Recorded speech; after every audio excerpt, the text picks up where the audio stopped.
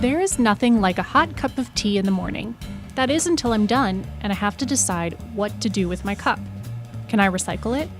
Is that a trick question? Yeah, this is a great question. And I just figure you can recycle anything that's cardboard-esque. That's not right. I can't recycle this? Knowing what you can and can't recycle isn't easy. The rules depend on where you live, and there are hundreds of products and materials where the rules aren't always clear. Pizza boxes. I hear that that's not recyclable. I don't know if that's like a legend, an urban legend or something. Paper towels. My roommate and I actually have this discussion where I'm like, I'll throw paper towels in there, and she's like, I don't think you can recycle that, and she'll pick them out. I'm like, I don't know, it's paper. Bubble wrap mailers. I don't know, this is so hard. The confusion means that things that are actually garbage still end up in the recycling stream. About 25% of what Americans try to recycle can't actually be recycled. Waste management experts say what's going on here is something called aspirational recycling. When people are unsure if an item can be recycled, they recycle it because it feels like the right thing to do. And while our intentions are good, this behavior isn't harmless. Even small amounts of contamination can turn entire hauls of otherwise recyclable materials into trash. And the problem has been growing.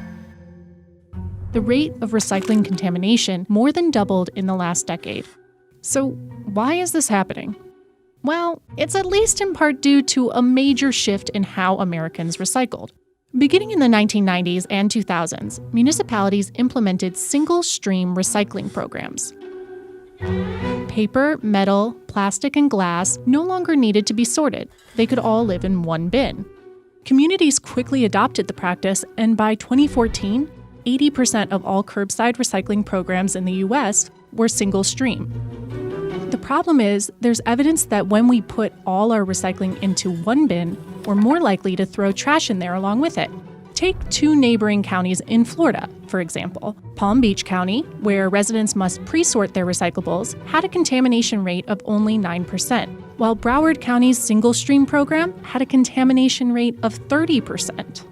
Single-stream recycling takes the responsibility to sort off of the individual and shifts it to materials recovery facilities, or MRFs, where trash gets sorted from recycling by machines, but also by workers, who often have to remove waste by hand. Pizza boxes contaminated with grease, electronics that aren't processed at standard recycling facilities, even the likes of Christmas lights, animal carcasses, and bowling balls. In Portland, workers remove thousands of dirty diapers every month. In a perfect world, everyone would just know how to recycle correctly. But short of that, there's something we can all start doing differently right now. Unless you are absolutely sure, don't recycle it. In fact, recycling education campaigns encourage the opposite. When in doubt, the best option may be to throw it out. Most people want to do the right thing, and sometimes the way to be a good recycler is to throw stuff in the trash.